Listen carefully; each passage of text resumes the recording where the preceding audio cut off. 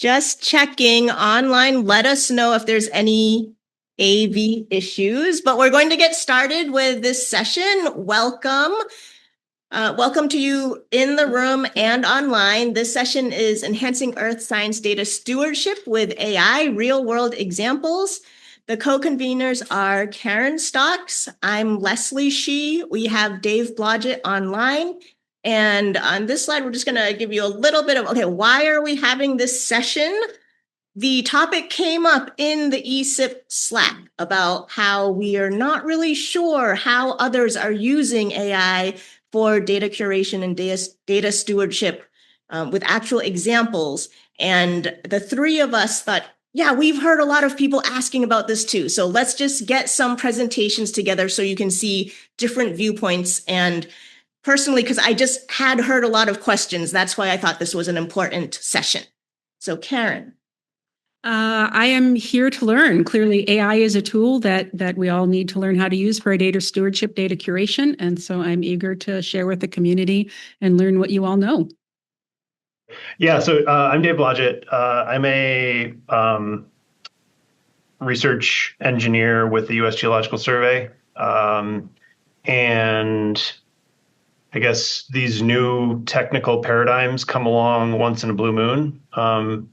And I'm really excited to help vet and explore and kind of advance everybody's understanding of what we should and should not be doing with these tools. And when the opportunity came up to help out with the session, I jumped at it.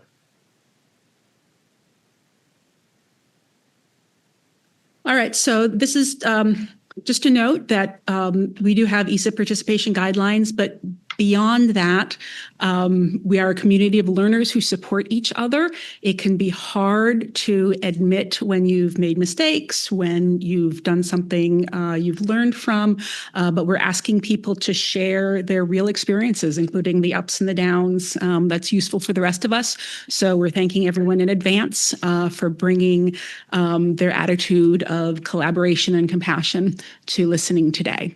And I believe we turn the recording off during the discussion. Is that the protocol, or does it give?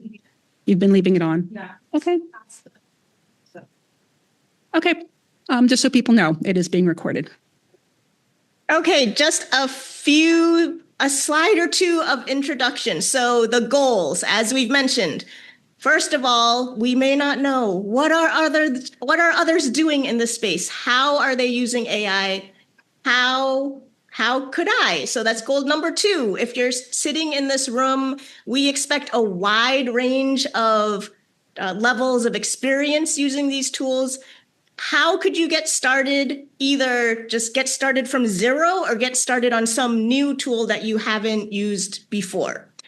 And a third goal that we discussed among the organizers is really just to normalize discussion, and especially with different viewpoints, because I hope you'll hear, oh, this was working, but be careful if you're doing this type of task with this type of AI, and just give you the space to have these different viewpoints, as Karen said, with respect and following the community guidelines.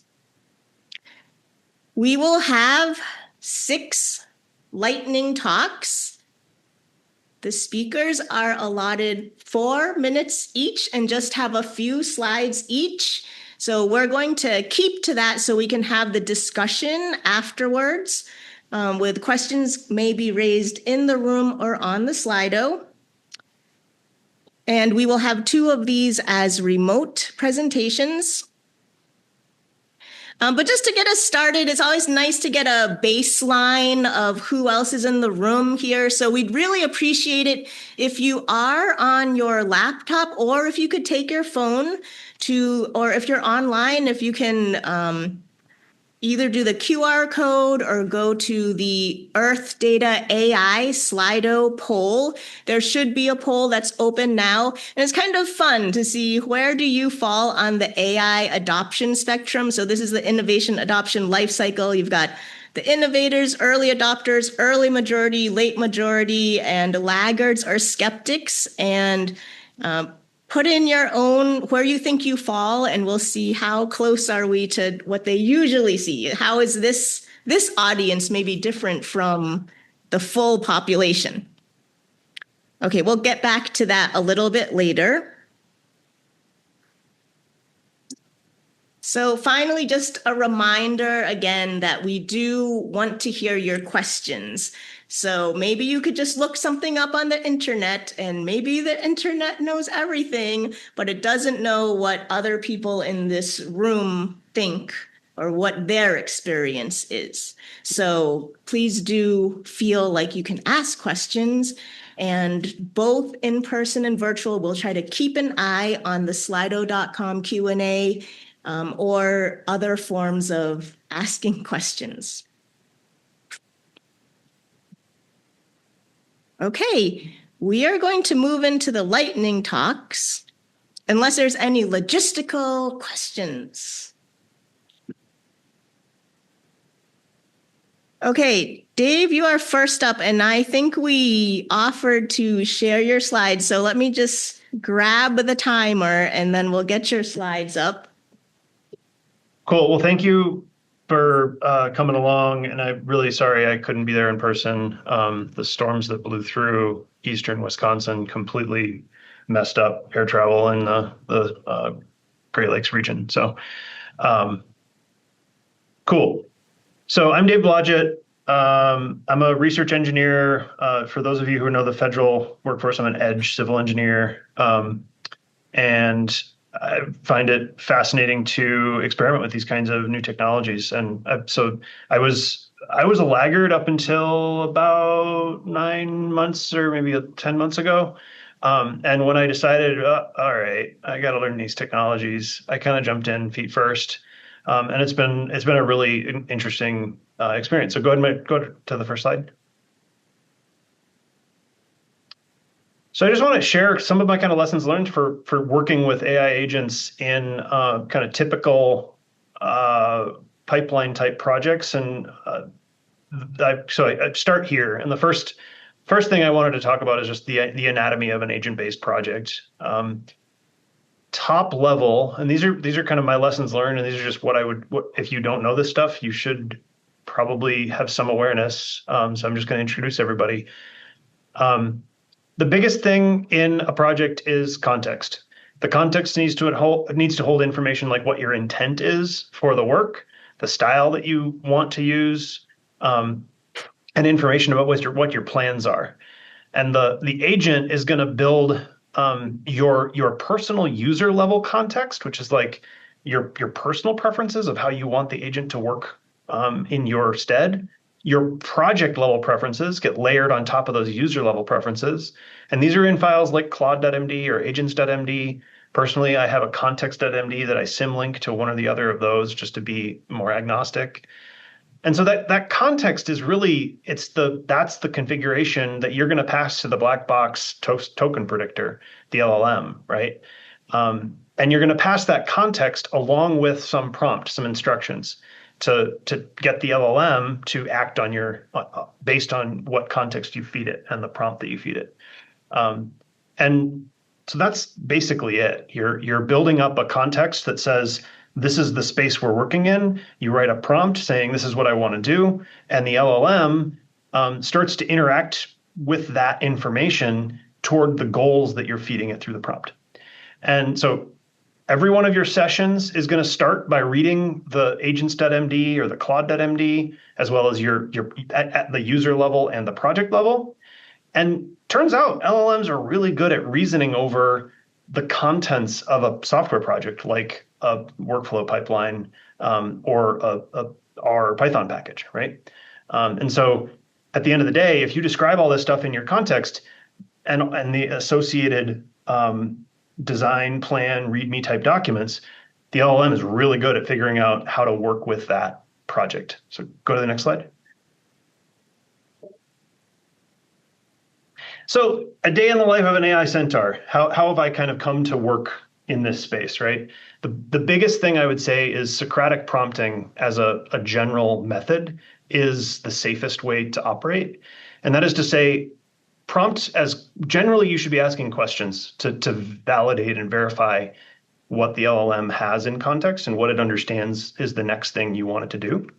And you can use kind of Socratic prompting by asking repeated questions about things you see as uncertain, or ask the LLM about its uncertainties to generate a detailed prompt that is going to give you a more concrete idea of what it's going to do in a fresh context. Dave, just letting you know you're at 4 minutes, so just all right. Continue. So I'll finish real quick. So with that, you can carefully curate your context that you're going to pass to the LLM. And you really shouldn't be doing that. And you really shouldn't be passing things to the LLM in quote unquote auto mode until you've built a very carefully crafted context that really nails down what the LLM is going to do. All right, last slide.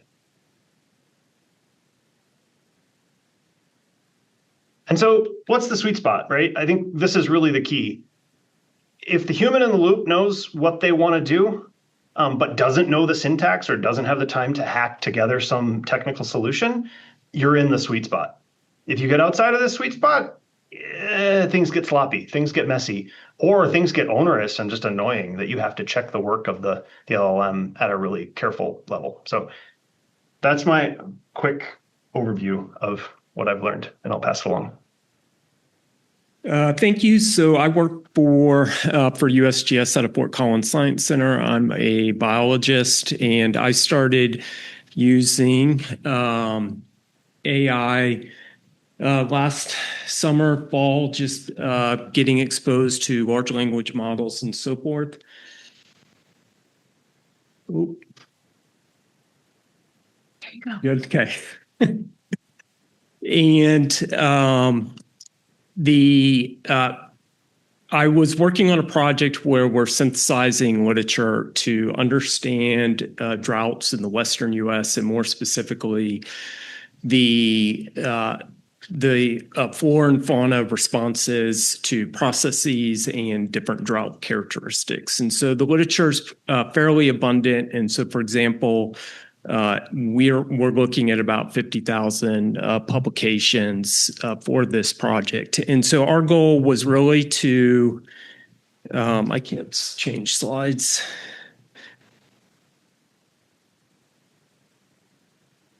Oh, there it goes. Sorry. So we are using AI for this. And so my main questions are really, can AI identify relevant literature from bibliographic searches? So I'm starting with a list of bibliography and then determining the relevancy of those papers to try to narrow that down. And then also, can AI reveal science gaps and topical patterns? So we want to be able to help synthesize the information, do metasynthesis. And so when we started this, there's a lot that goes into thinking about the integrity of the science as well as when we publish this. So there are different standards out there in terms of reporting on just reporting standards for doing general literature syntheses. And so these were developed through the medical disciplines or fields, and then also on responsible use of AI. So some work has already been done in terms of how you approach this within literature syntheses. And so we started thinking about all these different things to consider, and these include everything from prompt engineering. So how do you write a good prompt? How can you get reliability from using that prompt across different models? And then does that variability or different responses affect how you might incorporate the results from your analysis? So these were all very important to us. So we're looking at different AI models. We are developing rubrics. So our prompts have basically a chain of thought instructions and rubric in terms of being able to score the relevancy of the literature with respect to the questions that we have about finding the relevant papers. And So there's a lot of things that we put into it, and these include like the using LLM as a judge as well as human as a judge. So we're looking at how well is LLM grading these in comparison to how the humans are grading the relevancy or scoring the relevancy of these papers. And part of this process includes evaluating model performance and context rot. So because our prompt is quite entailed or detailed, some of our concerns is there a lot of context rot, or is this going to affect our ability to use AI, and do we need to break up our prompt into smaller, more specific types of or specific questions? And so our process has really been trying to ensure that we have scientific integrity. And so just kind of as a question for folks to think about that maybe toward the end we can discuss is, what kind of methods are you using for quality assurance and quality control when you use AI? What kind of things do you think about with respect to ensuring the scientific integrity in terms of the applications of how you use AI? Hi, I'm Carolina Barris. I work at CCHDO, and we're a data repository for reference quality deep hydrography, reference quality deep hydrography, which is ship-based or cruise-based. And so these cruises a lot of times have their metadata in narrative cruise reports, which are in PDF format, which is not machine readable. So that's not ideal. So we embarked on this project to extract structured metadata from these narrative cruise reports in PDF format using LLMs. This project has been going on for actually a few years, so it's had a lot of pivots and a lot of developments, mainly because the technology underneath and the LLMs themselves have been developing so fast and improving so much. So a lot of the things that we were dealing with just became non-issues as the models got better. And so that was a big first lesson learned, which was that today's problems might not be problems tomorrow. But that said, some of the issues were like pre-processing the PDFs and also dealing with like too small context windows and containing the formats of the outputs. And also, interestingly, in the beginning, we were dealing with a lot of like flagrant hallucinations, like the LLMs just made stuff up. And the later models are pretty good. Like they don't do that anymore. Like as of like maybe late last year and this year. And so to that point, I did another big lesson learned, and one of the most important and useful things we did was to employ a benchmarking metric. And so that's why I can kind of talk about the performance of the outputs, and we can actually measure if there's hallucinations going on or if there's errors of just interpretation. We did get over 98% accuracy on the float and PI information. So we can say that because we have this benchmarking. And the way we did that is we took a subset of cruise reports and created a correct output rubric. And that confirmed that we did still need human oversight because it's not 100% yet. The way we employ the human oversight is that LLM cites its source from the original cruise report, and it's instructed not to go outside of the cruise report for gaining information for its outputs. And then a human looks at that and verifies it. We also use the benchmarking to compare different models. So we could see if we could save money using a less powerful model. And in most cases, no, the performance, we could quantifiably see that the performance suffered when we did that. So that was another lesson from this process is you probably want to use the best model available, and it's probably going to be in a paid tier. So your model selection matters a lot, and also your prompt matters a lot. And to that end, you can use the AI to iteratively improve the prompt and then use the benchmarking process to see how that's going to impact the performance of the LLM. And one more thing about the benchmarking, we actually started it to see if the LLMs could perform as good as humans, right? Like how good could they do, like getting close to human performance? And actually the LLMs did better than the humans, which was surprising for us. There were two types of mistakes made. One was of just scope and not understanding the task, and both the LLMs and the humans could be trained not to do that. But like I said, the later models that are pretty good, the humans were actually making more mistakes of like transcription and typos and that sort of thing.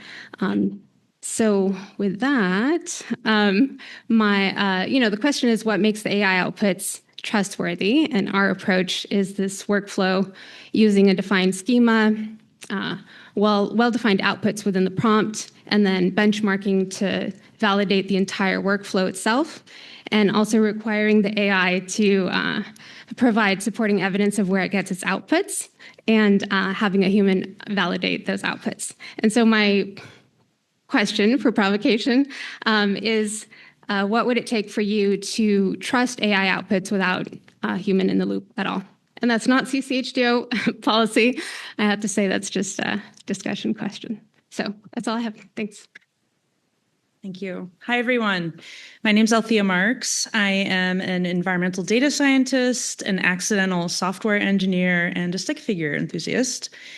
I used generative AI this past fall to build the very last piece in our data pipeline, the piece that is often rushed and leaky. It's the one that writes your structured metadata for your data set. When I sat down to do this, I naturally assumed someone somewhere surely has already made something to programmatically write ecological metadata language for 177 Parquet files with 2 layers of subdirectories. But I was wrong. However, I did find detailed specifications for EML, and I found a nice little R package to write EML from CSVs in a flat architecture. So over the next month or so, I iteratively worked with Claude in my IDE, rewrote a collection of code that hacks apart this R package and my data to write out a valid EML. Next, I used existing tooling from Data One and pushed my complete data package for publication to the KNB data repository, and that felt great. Now, moving forward, with every model run, I can programmatically write metadata and make future dataset versions publicly available in minutes. Thanks to the Data One team and the FAIR suite, I can actually assess how much generative AI has helped me increase the fairness of our dataset. And here it is, the results. The first release has metadata that was written by hands under a tight deadline. And the second release uses this shiny new pipeline piece that I co-wrote with Claude. And you can see we have an improvement. Substantial increases in interoperability and reusability according to the FAIR assessment.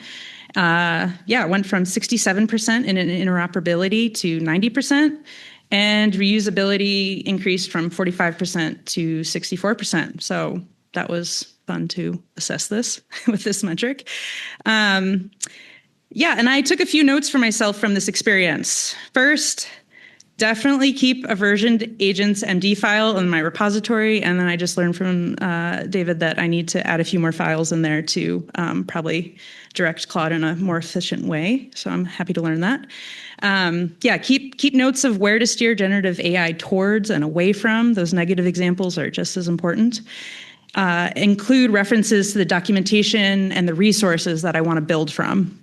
This will help my pickup speed when I have time to chip away at a few more elements in the metadata and bump that FAIR score up even more.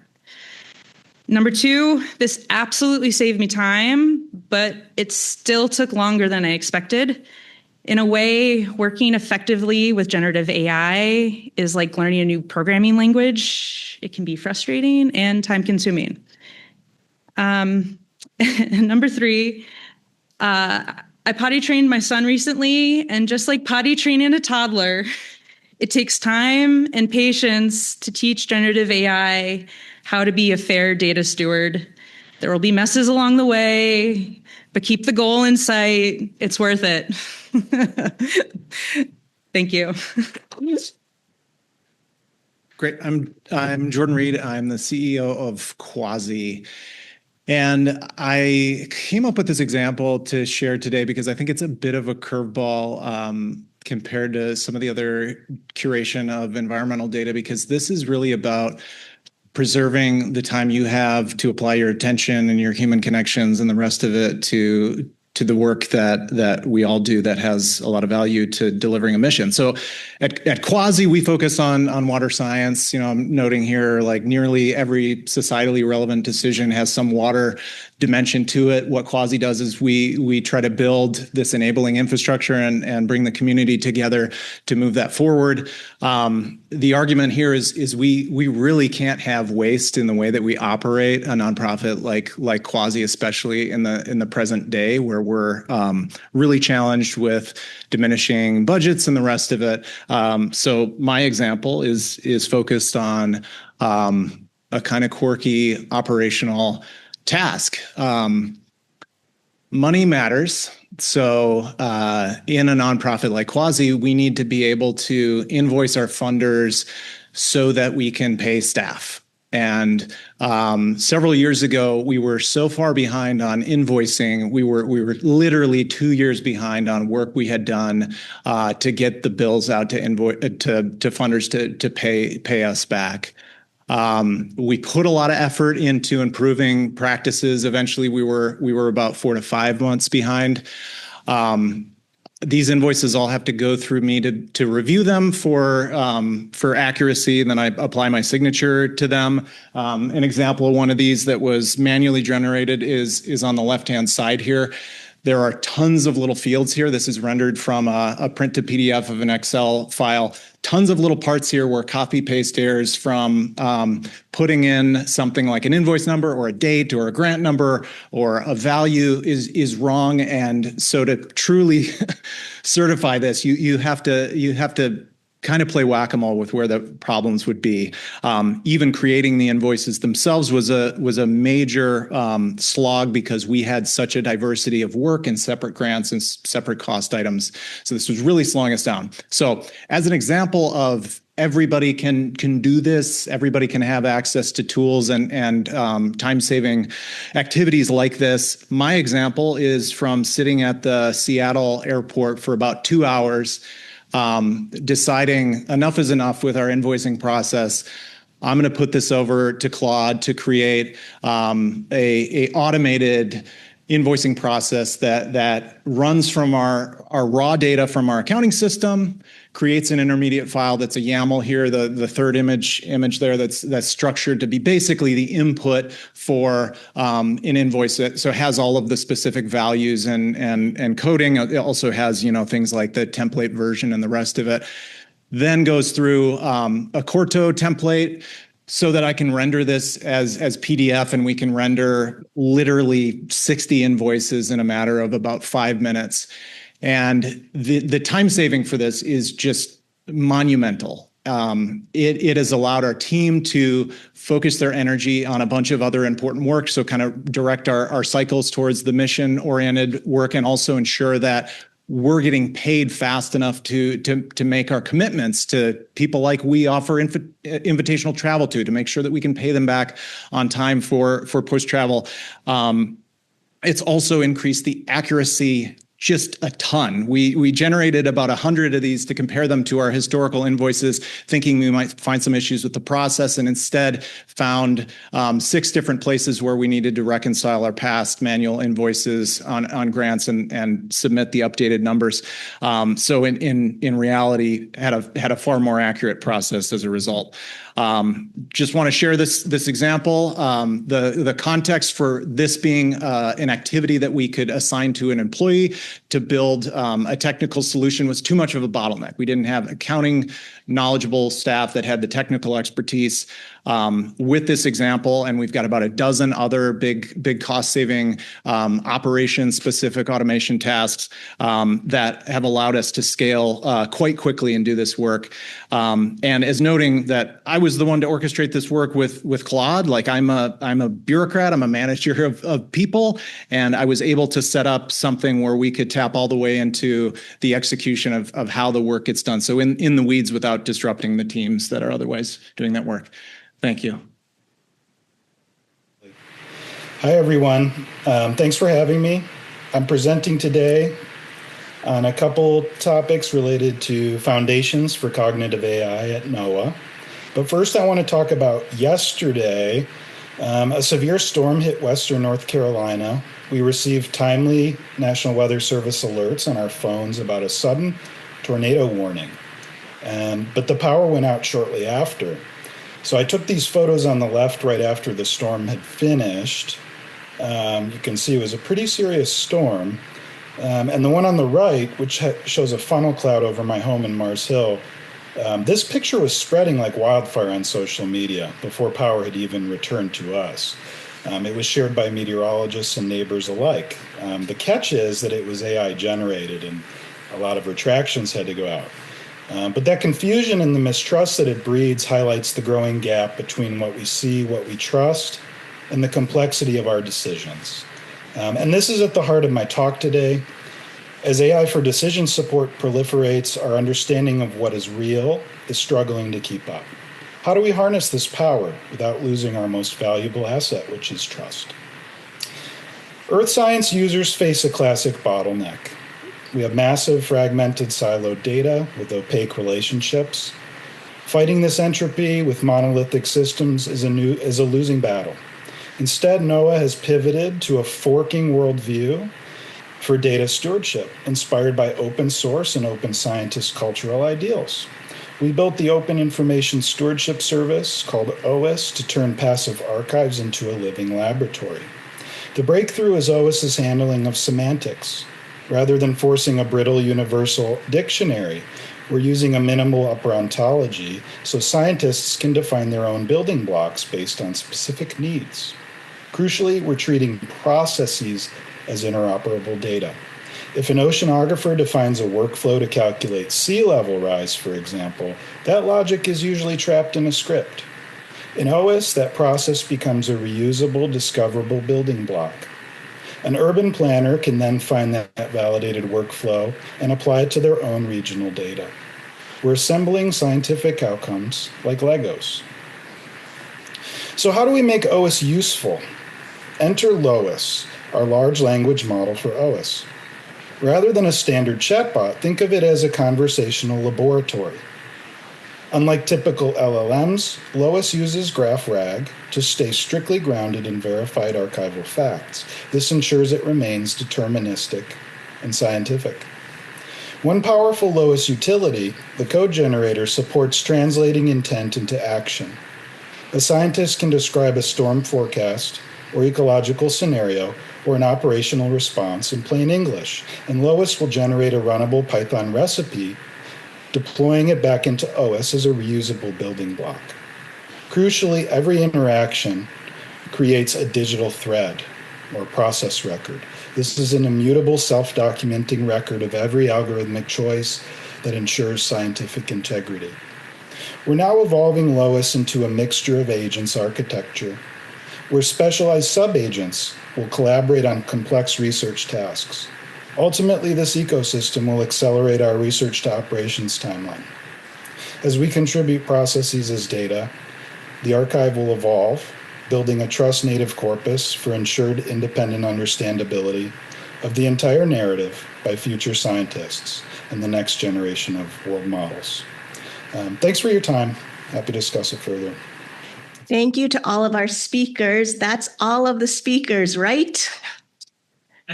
Just making sure. Okay. So we're going to move into a guided discussion now. The way it's going to work is that the Slido is open. It's Earth Data AI, and you can go there. There's a few questions there already. You can thumbs up or add your own question. we will first do clarification questions for any of the speakers. Then we will invite any of the speakers that did bring their own question to restate that and see if there's a response from the room. And then we'll move on to what we see in the Q&A, okay? And please, everyone, help to make sure we don't miss any questions. I do think that before we get into that, we can take a look at the poll, the welcome poll. And we show the polls. And we try to make it full screen and then share it on Zoom, or first we share on Zoom. Okay, are we seeing something on Zoom and something here? So, okay, here's the people who have responded in the room. I don't think we can, I think I need to scroll. Anything I touch pops up something. So we're seeing early adopters and early majority as a third of responses, and then we have 10% innovators, okay, higher 2.5 for the general curve. And then we have 33% early adopters, 33% early majority, then much less for late majority and laggards and skeptics. Oh, remember, we welcome you all here. So we are pretty much skewed towards the front and those who have responded here today. And thanks. That's always just fun to see how that comes out. Okay, so now what I'm doing is hopefully showing the Q&A, but can we do some clarification questions? Karen, can you help? I can move through clarification questions. Is this on? Yeah. Althea, we had a question. Can you share where to find the FAIR assessment that you used? Yeah, I will bring you the microphone. You can put it in the... Well, is this on? Yes. It is conveniently integrated into the data repository that I use, which is KNB, and that is part of the Data One data repository network. And so I believe knowledge, thank you. You must be an NCS person or a user. Network for Biocomplexity, Knowledge Biocomplexity Network. Wow. Yes, you can find it on Data One.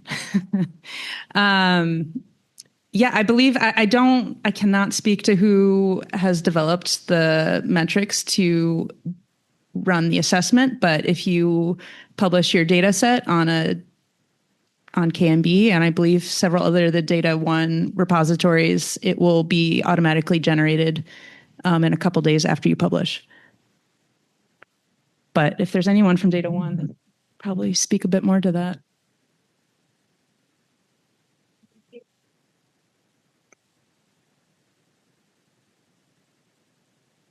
And then one for Carolina. Can you say more about your benchmark? Is that a question and expected answer?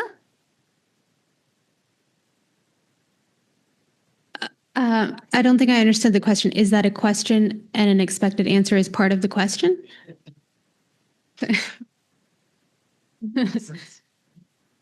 Okay.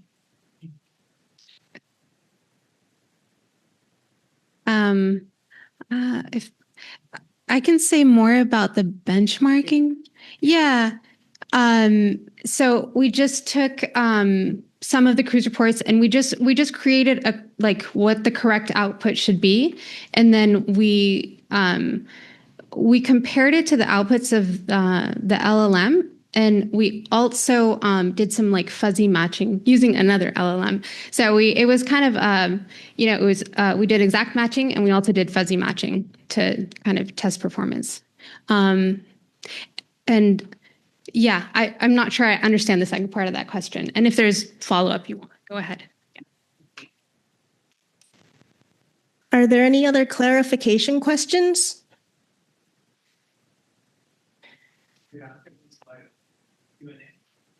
You can, or we can run over to you with the mic. If it's clarification, okay, so we have a communication issue, sorry. I'm just running. This is a question for Carolina. I just wanted to ask that you said you need to use the latest LLM for better answers. Was it with RAG or without RAG? Oh, okay, got it. And also, I mean, without, and also, I'd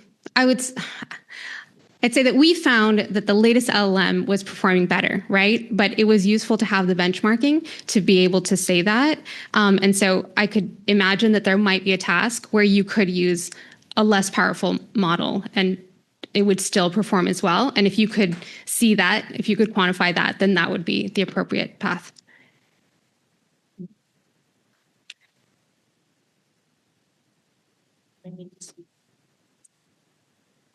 Okay, thanks. So the next part is to allow any of the invited panelists, if they had a question, and I'm wondering, should we, just for the ease of passing the mic, would you maybe come up here if you are a speaker just for this next part? So speakers, please come up.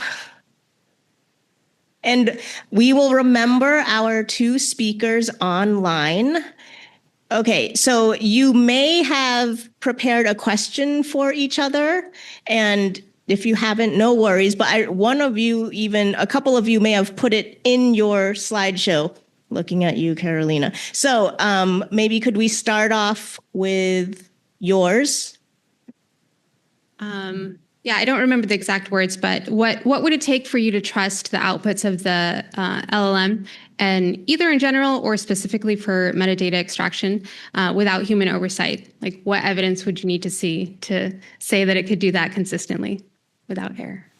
And anyone can reply, but also the speakers maybe first, and we'll keep an eye out for hands up online.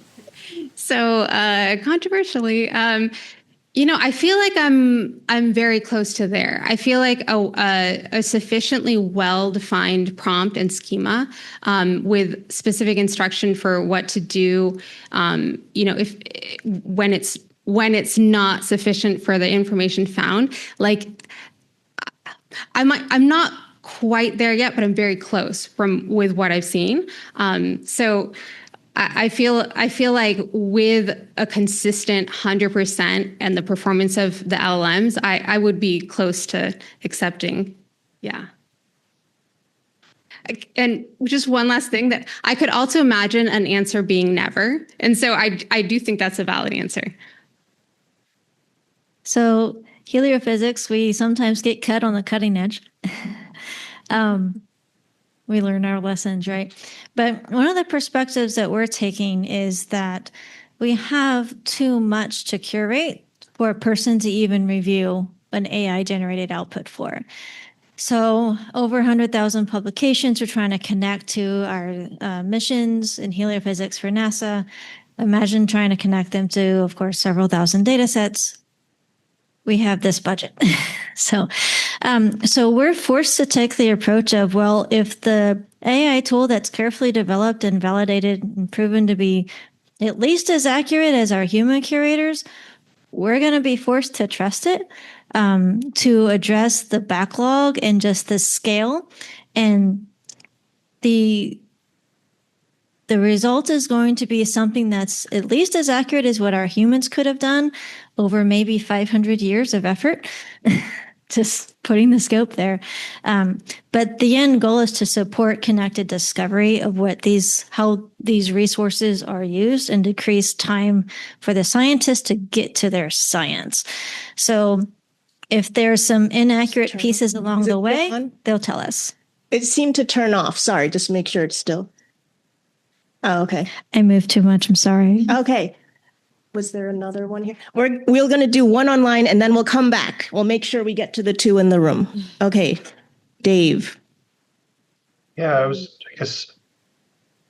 I think this is a really important question, and it's, I don't think there's anything that would get me like binary choice to trust, but I do think that LLMs are remarkably good at rating their own confidence in what they are returning. And I've been building some skills for data QA, where you can build in metrics that allow the LLM to evaluate its own confidence.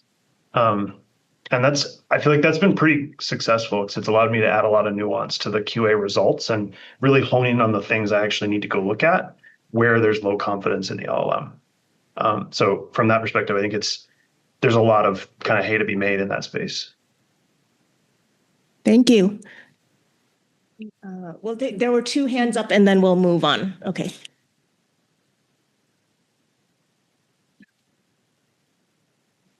Excuse me, John Ralph, NCEI. My comment was sort of building on what people said, which is philosophically, is it better to have more metadata with some errors that you maybe know or don't know versus no information at all about these things? So that backlog that we were just hearing about, that's a lot of information we don't have. So is it better to have a fair amount of good information with the knowledge that there's going to be some junk in there too?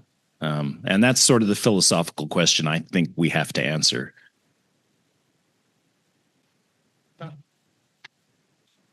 Brett Longworth, Hui. So there's two very different scenarios here. One is where an LLM is generating code, and one is where an LLM is acting directly on data to produce a result.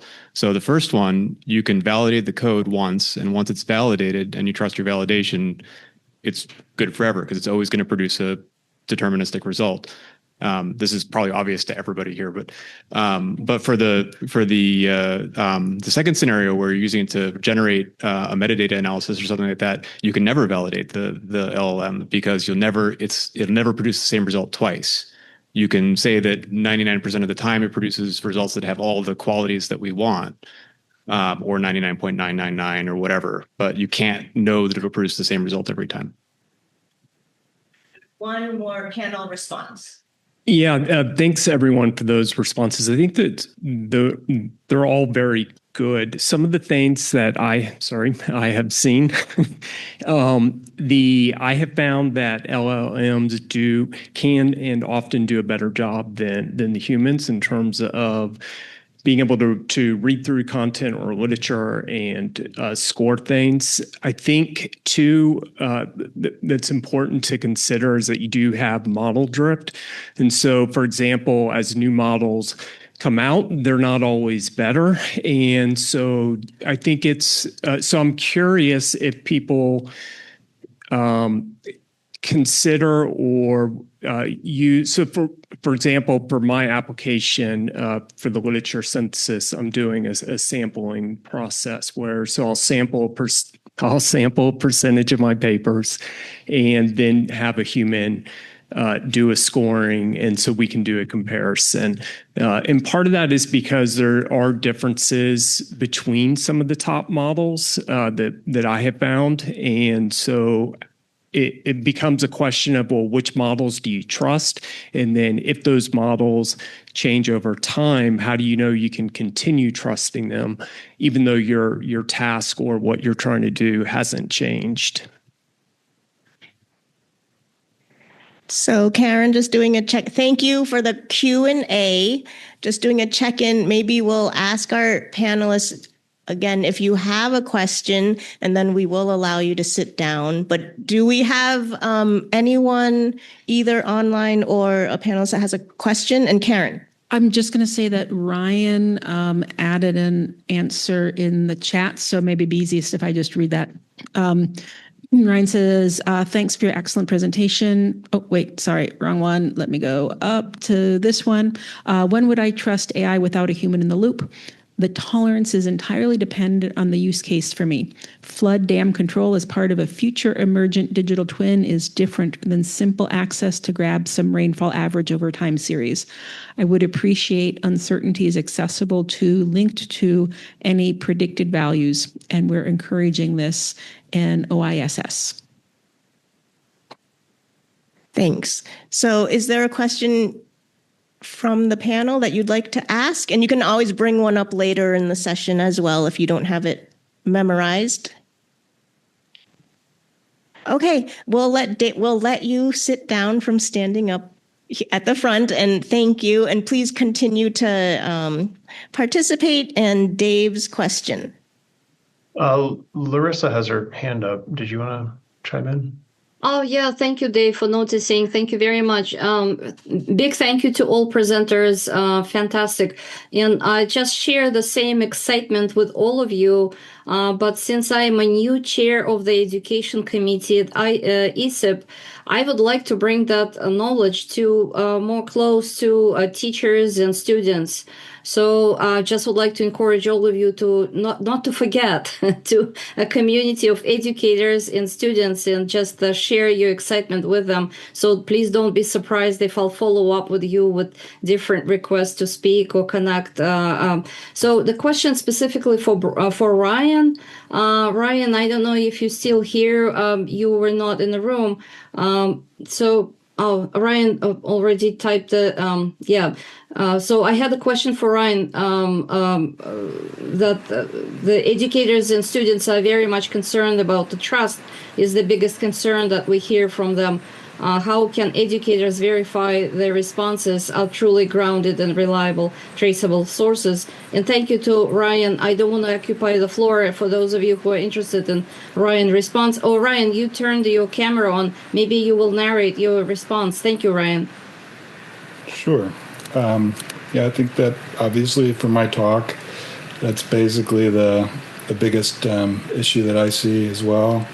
I think we've been looking at this at an enterprise level for a long time. I think the question is tougher from an end user perspective still. I do think, from a large facility perspective, trust architecture is really, and good stewardship is really the foundation. Once, if you're working with someone with that, a facility with that information as a user, try to use those sources, and then maybe, leverage the provenance, look at who they recommend. But yeah, from someone who's trying to evaluate students' responses, I could imagine it's tough for trying to guide education. Yeah, thank you, Ryan. And thanks to all of you again. Just want to say we're all experiencing unprecedented time, and we're all excited as professionals. So my ask on behalf of ESIP students and teachers, please bring them along with your ride. So just don't hesitate to share your excitement and knowledge with teachers and students. Thank you. Thank you. Okay, Dave Blodgett, I believe you may have a question for our group here. Yeah, and I really appreciate that last point. And at the last conference I went to in person, I started every talk, which had been helped along by AI. I started every talk with a statement of, I'm learning. And this is a real unprecedented moment because we're all sitting here questioning what's real. And if you have issues with what I am presenting because you're noticing things that seem off, come talk. Like I want to have this conversation, and I think it's really important. That was why I wanted to be part of this session, and I think it's really important. So, thanks for that. And I guess the question, and my question for the group, and I'm curious where other people are at on this, is kind of in that vein, and it's when in your work and how or where in your work are you referencing that you used an LLM, or that you used Gen AI, that you used an agentic platform? Like what are your, I guess, what's your North Star on that kind of citation of this tool chain?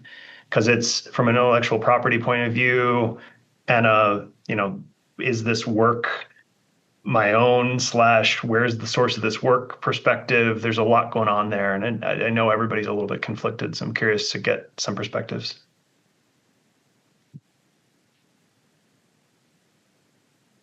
Thanks, Dave. We're surveying the room.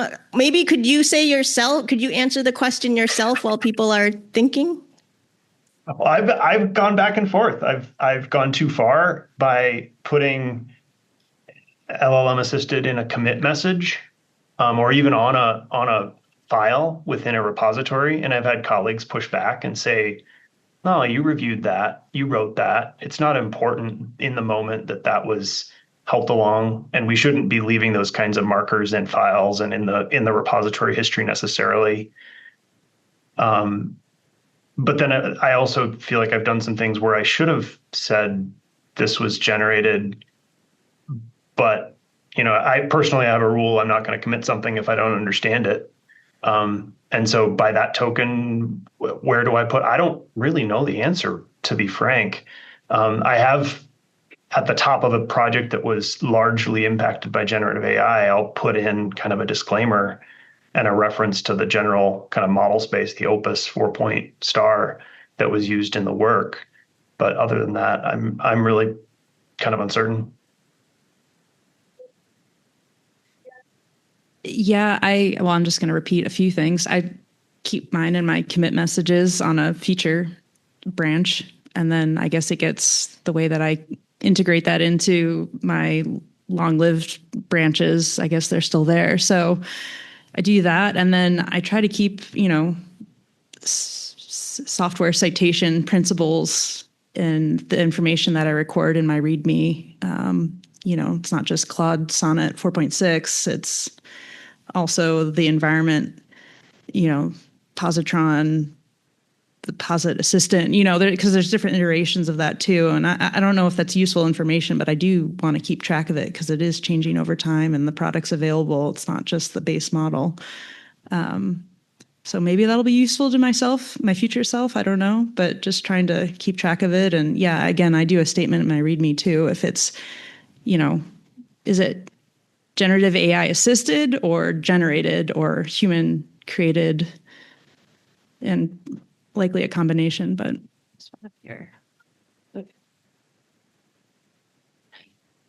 Okay, Ryan online, then this side of the room, then that side of the room. Yeah, so Ryan online. Yeah, sure. Thanks, Leslie. Again, and thanks for the question, Dave. And I think, from my operational perspective, I just said that, NOAA drafted an AI handbook.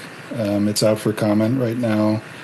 I expect the archive groups will follow up probably with some specific metadata guidance when the NOAA AI handbook is officially released.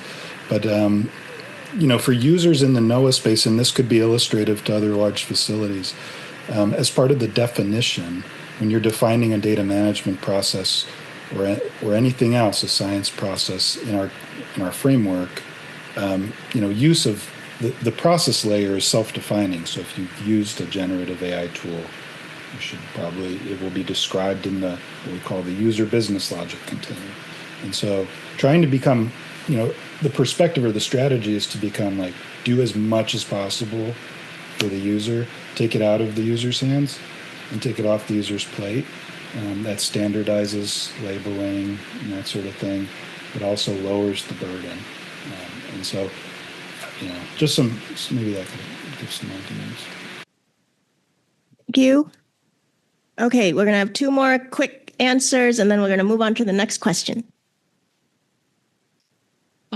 I guess speaking as someone who does a lot of coding and works with people who do a lot of coding, and I guess now I would expect that most of the code I'm seeing is written with Code Assist in some way. It writes better code, faster. But that doesn't mean also, how do you keep track of that? At my work, we have Copilot. We use GitHub. We have Copilot, so it's very clear when Copilot is involved. It's part of the commit message. So I don't really have to worry about that. But I would say, even though I'm coding with an agent and I'm assigning tasks to agents, I am heavily, heavily involved. It doesn't mean that you are, or I found I can't just say, oh, hey, go build this thing. Wouldn't get very good results that way. There's a lot of planning. So my work is a higher level work. I'm thinking, what do I want done? What are the constraints? What are the what do I want this tool to look like? And I'll assign the agent task. And while the agent is working on that, I'm going off and doing some research, maybe understanding some other things I want to do or understanding the problem better. The agent's done. I'm going to review at work. It's probably I've got some tests I'm running, making sure everything looks good. So I guess I feel like you're still really involved. Like most of the people I know are still heavily involved in the planning and the oversight. Good answer and perspective. So I'm sure there's a spectrum, but thanks for giving your experience. Okay, so we're going to do another answer here. We're going to try to keep it pretty brief because we want to keep moving. There's a lot of 10 seconds. So the RDA has some guidelines, at least on their like generating documents and kind of stuff on when to cite AI. So if you go to rd-alliance.org, it's in the About Us, I think that's where we found it. But I put the link in the slide. That's it. Thanks. You added it to the document or you put the link in the Slido. Okay. All right. So the highest voted question next is, how do agencies deal with restrictive AI policies, but know that AI can help advance this mission? Can you just try things on your own computer at home, or are you trying to change the policies?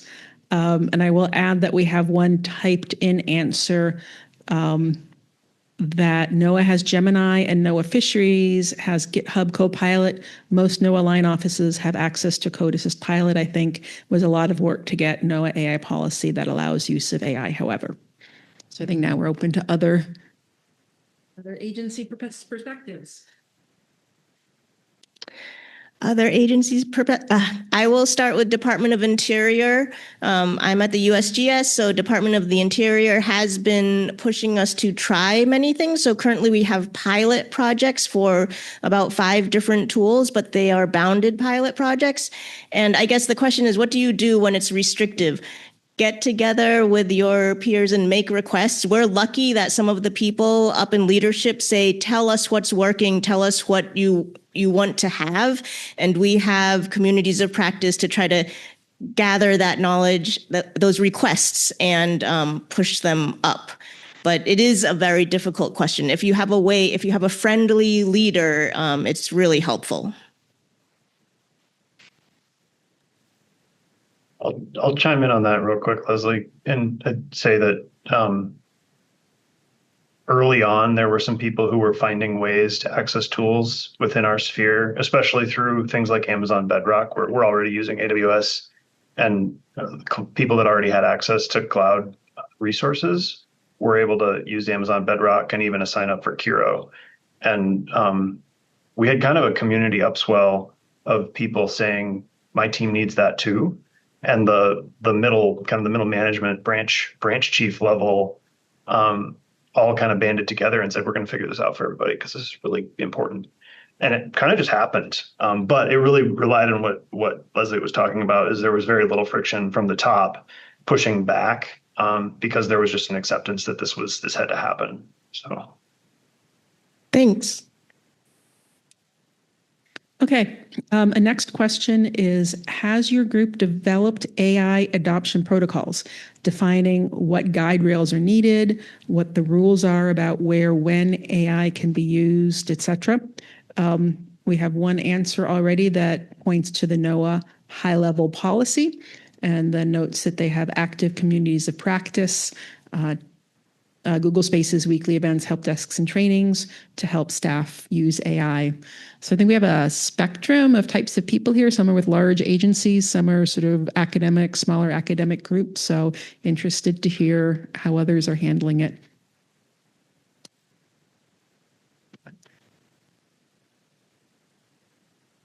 And so for Quasi, I would say others that are developing kind of more technical policies, that we're paying attention to those and also having conversations internally about the fit within software development and data work and the rest of it. But one perspective I would bring up, so as a nonprofit that connects with our community, right now we have a bit of a hard line, I would say, with kind of what our voice is So we have, a monthly newsletter. And so the idea that we don't want our community to be getting kind of like AI voice slop from us. So that is presently, built from our comms lead with a bunch of input, and the role of AI in that is purely grammar and structure checks. So, however that evolves in the future, I'd also be interested in others that are recipients of lots of different mailing campaigns from vendors, from your partners, and you're seeing kind of an increase in I don't know, the volume of those things and what the content feels like. If you have thoughts on the trust change as you're a recipient to those, I don't know, augmented voices of your partners or clients or the rest of it.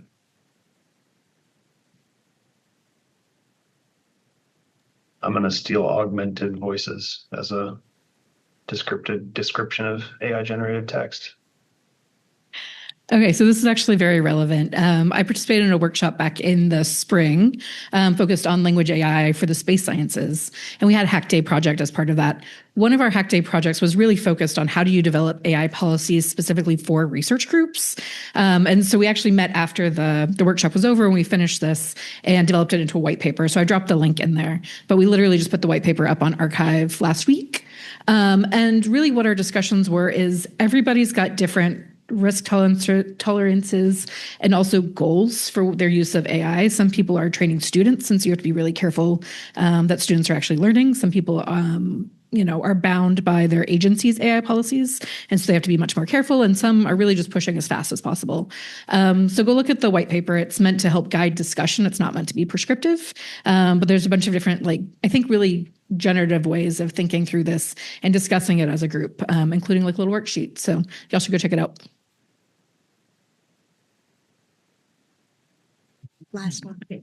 Last answer for this one. And also, sorry, I just archived the question and your URL, but we will move the URL to the document notes. So NSF is embracing the AI Ready America initiative that's happening. So you can imagine that they are encouraging the FFRDCs to embrace LLMs and AI initiatives. Certainly at NCAR, we're trying to organize an AI community of practice. And so with that will come some level of guidance and stewardship in terms of how we use AI in our coding practices and the ethics therein.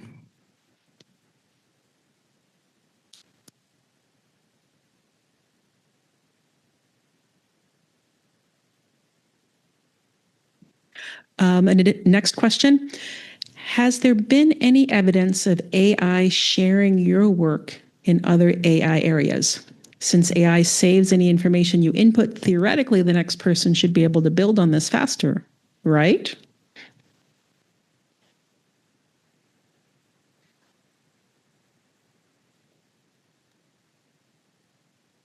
I'd field that by just saying I don't have too much concern of that, because the LLM, going back to the anatomy of an agent-based project, the LLM is kind of a static black box that you query with a context, and those contexts aren't necessarily going back into training data. That's not to say there aren't some risks of information becoming available, and federal non-public information shouldn't be shared on personal accounts and that kind of thing, because that is ostensibly a release of federal information. But in general, I wouldn't expect the LLM to learn anything about what you've been prompting it with.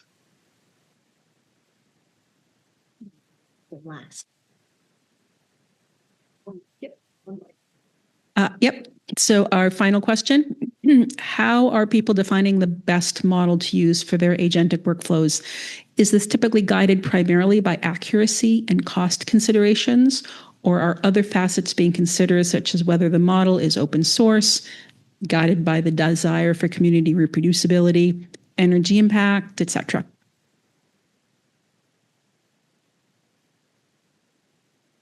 Okay, we have an answer. So this is an ongoing conversation in heliophysics for the data repositories at NASA.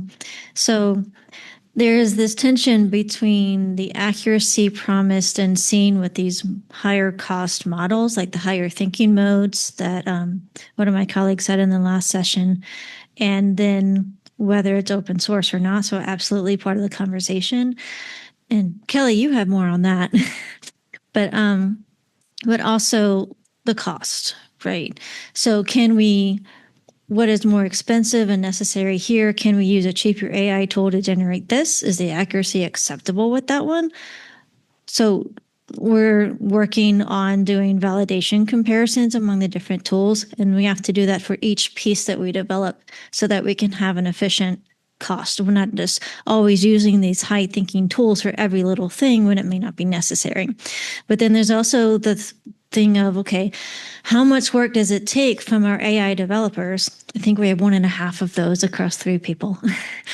But how much work does it take for them to actually do that? And how much does that cost versus what the cost savings would actually be? So there's always this, how much is it worth to actually do this comparison versus how much is this going to cost at scale? Those kinds of concepts definitely factors in. Thanks for sharing that point. Okay, so we're going to move into closing out the session now. And those of you online, thank you. I tried to see if there was a way to turn the laptop around, but there's like 4 things plugged in on one side and like 1 thing on the other side. So sorry, we did not turn it around. But we're going to move to takeaways. So if you do go to the Slido, there will be a last question on what is something you would bring back to someone who wasn't in this session that you would tell them about. Leah, I don't know if you're able to. Okay, thank you so much. And I see some of you have used the direct link that was in the document, but if you could take a moment, I know we're near the end, but it will really help. Like, we had this conversation. I was struck by, like, there's a lot of people with a lot of different experiences. And yes, I still feel like I have a lot of questions. I don't exactly understand what you're saying, but there's time to continue the discussion and continue learning. So right now, the one that we're hoping that you will respond to in Earth Data AI Slido is, what's a point you would take home to tell someone about what you just heard? And hopefully this is sharing on the Zoom still, so you can see the responses as they come in.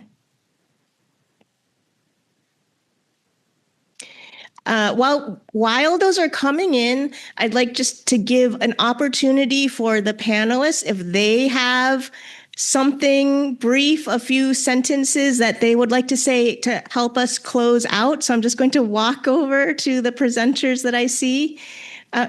It's just a reaction to what's something from today's session. I'll come back to you. So Carolina. Oh yeah, no, I was just really elated to hear all the responses today. It was really productive, and there's a lot of like pushback and anti-AI sentiment, which I understand, but it was gratifying to see like a more positive, constructive conversation happening. So. Okay, Jordan. Yeah, I too was surprised by the lack of skepticism in the room and kind of devil's advocate cases that were being put forward with some of these things, because we wrestle with them internally and bat those back and forth. Interesting. Mike?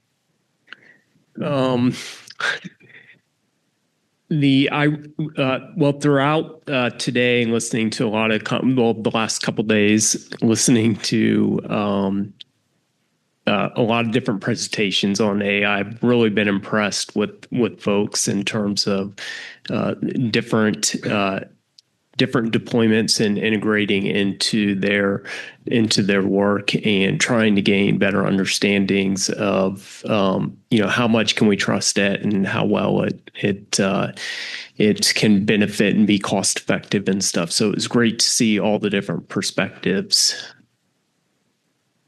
Ready, Althea? I really appreciated hearing concrete examples and stories. It helps me be more creative and more critical and just probably better at implementing AI and how I could implement AI. Sometimes it's not obvious that you can solve certain problems or even you have a problem, but so it's good to hear these perspectives. So I appreciate that. And we'll go to Ryan next online. Sorry, what's that, Leslie? Sorry, Ryan. Okay, Ryan. So the panelists are just offering a closing reaction as we're closing out in a couple of minutes. Yeah, my closing reaction is it's nice to see the ESIP community talking about this, and I look forward to future discussions. Thanks. Thanks, Ryan. And now we'll move to Dave, and this is we are the co-conveners. So Dave, you're one of the co-conveners. So just as a co-convener and panelist, some closing comment? Yeah, thanks for coming along with this, everybody. And I would echo the kind of, I think we actually heard as much I think we heard really constructive skepticism. I hope we're moving into a kind of like, well, this is here. We better figure out how to deal with it. And that's very much where I'm at with the whole thing. And I appreciate being in that state with everybody as we kind of traverse our way into, the next project cycle here. This is going to be my first major project cycle that is going to have AI as a tool chain within my projects. And it'll be a few project cycles before I think we really understand how this fits. So it's just really important that we're talking about it. So thanks a lot, everybody. Thank you, Dave. Karen. Yeah, well said, Dave. I guess my take-home message is the future is now. I mean, AI has moved out of pilots and tests and trials and individual people's coding assists into, operational tools that are being embedded in important federal data pipelines and such. So it's here. Thanks, Karen. And thank you to everyone. My takeaway is that ESIP is the place where these discussions happen. And even if they do happen in your organization, then you only know what's happening in your organization. So we really appreciate those of you who came and presented to share and those who came and asked and answered questions, and hope this conversation continues. Thank you so much, everyone online and in the room. It's time for whatever's next. Posters. All right. Cheers. Take care. Thanks for running the show.